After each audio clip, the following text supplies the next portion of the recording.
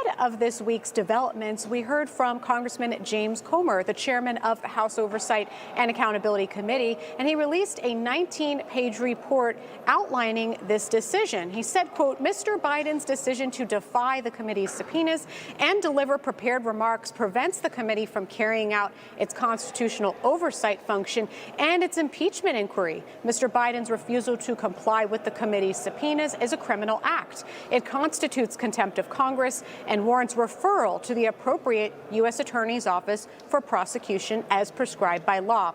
Now, Hunter has said he's glad to testify, but insists it be done so publicly. His attorney and other House Democrats have defended this decision, saying the process could end up being politicized and statements made behind closed doors could be taken out of context. Tomorrow, Comer, along with the House Judiciary Committee Chairman Jim Jordan, will hold separate markups for contempt resolutions around 10 a.m. That's all, again, directed at Hunter. Speaker Mike Johnson would then likely schedule a floor vote. If approved, that citation heads over once again to the U.S. Attorney for D.C. Now, the Congressional Research Service says the Department of Justice retains discretion over whether to prosecute. Since 2008, the House has held 10 individuals in criminal contempt of Congress, but the DOJ only sought to indict 2 of them. While many House Republicans say they want to see accountability for Hunter's refusal to testify in that deposition, there are some who are skeptical this process will lead to an actual new charge sticking against Hunter Biden.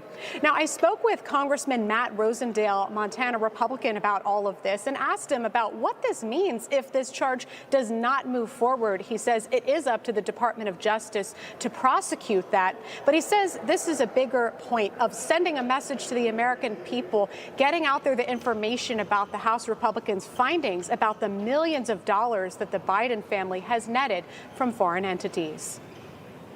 Lana Austin, thanks so much for that report. Appreciate it.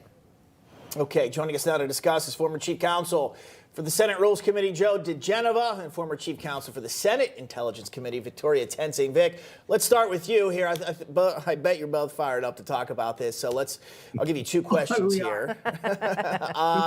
What should happen with this, and then what do you think will actually happen under Biden's DOJ? Well, the same thing, that he has to be voted in contempt. He came over to the Senate, and as Comer said it in a less delicate way, not as formal, he gave a middle finger to the House of Representatives. Do you know that no one has the right to blow off a subpoena from the U.S. Congress? You know who said that? Democrat Jamie Raskin, when he was talking about the only 2 Republicans who have been indicted under the contempt citation. So there we are, the difference in how justice is carried out in Washington, D.C. We'll have to see here side. Joe, it does seem, based on what Vic just said there, that they're not even trying to hide, or Raskin specifically and Democrats in Congress not even trying to hide the fact that there are different rules, whether you are a Democrat who ignores a subpoena or a Republican. And we saw that actually play out. How is it possible that they can even circumvent this when it is just so blatantly clear what they're doing? Because they're hacks. These are not legitimate law enforcement people in the Department of Justice. I was the United States Attorney for the District of Columbia.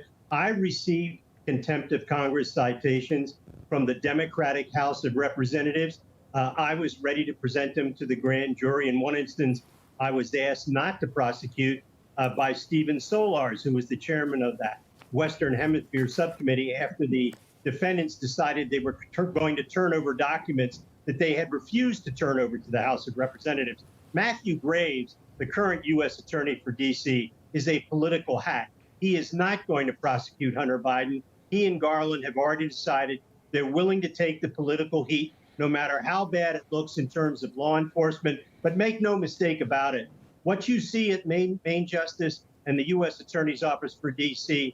is really the worst type of law enforcement in the history of our country.